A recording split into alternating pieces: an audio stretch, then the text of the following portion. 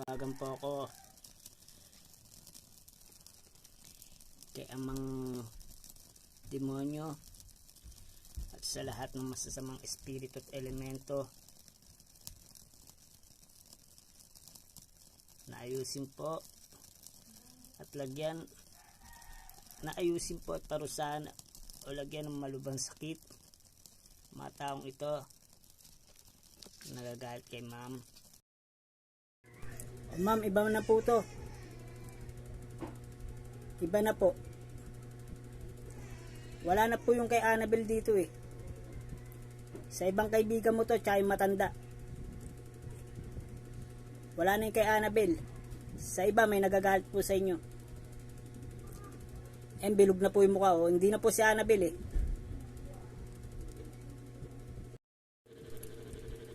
Mukha oh. Ano to, parang multo na pala talaga. Tapos dito puro ano to, puro kaluluwa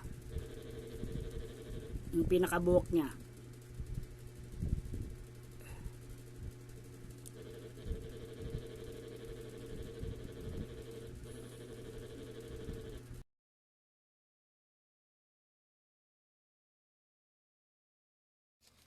Nananawagan po ako